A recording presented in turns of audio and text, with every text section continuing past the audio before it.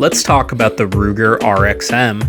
Now, this pistol is a new pistol that's a Glock Gen 3 clone, and while it's a pretty nice pistol for my needs, I would probably skip this one, but in this video I will explain exactly why.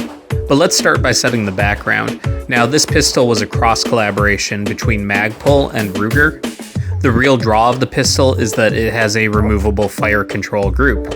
What this means is that you can pull out the fire control group, and that means that you can interchange parts like the frame without having to buy a new serialized frame for the pistol. So far, Magpul has released a 26 style frame, a standard 19 style frame, and a 19X style frame. The pistol itself is actually really nice. It has serrations on the front and back of the pistol, as well as a optics cut with multiple compatibility for different cuts like RMR.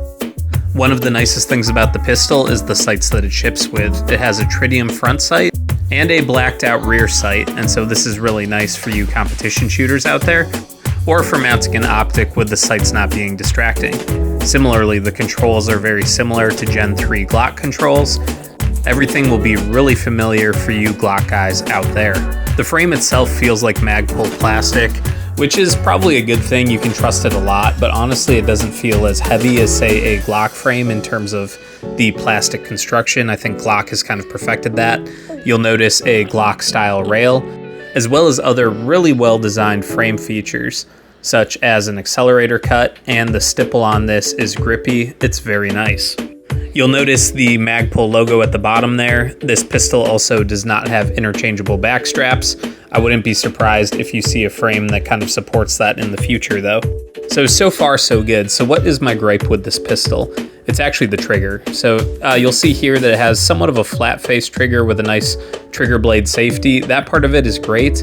The main complaint that I have is that it's actually a little bit spongy. The trigger has a little bit of a long travel, but the big thing is once you hit the wall, there's actually a bit of play in there before the trigger actually breaks the shot off.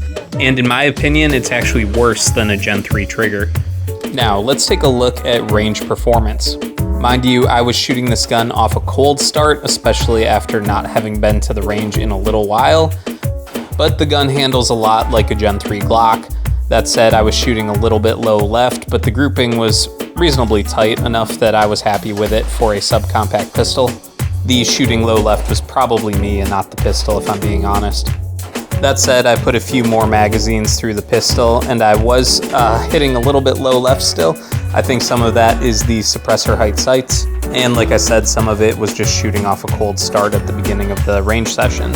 In about 20 rounds fired, I did throw some of the shot, but I was generally grouping in the same exact spot firing this pistol. And after being warmed up quite a bit, I was generally speaking drilling all of them, about 2 inches left and 2 inches low. Again, I don't know if it was me or the pistol. It was actually my birthday when I shot this pistol, but nobody was gonna bake me a cake for that performance. If you already own a Glock pistol, I would probably pass on this one. That said, if this is your first pistol, this is a pretty good buy considering the price point compared to OEM Glock. The exception is if you want to build out a Flux Raider in the future. Flux Defense is working on one for this gun, supposedly, so if that does come out, that would make these quite a bit more appealing. Alright, let's wrap up the video with an encouraging word. This is from Hebrews 10:24-25, and let us consider how to stir up one another to love and good works, not neglecting to meet together as is the habit of some, but encouraging one another, and all the more as you see the day drawing near. Have a great week, guys.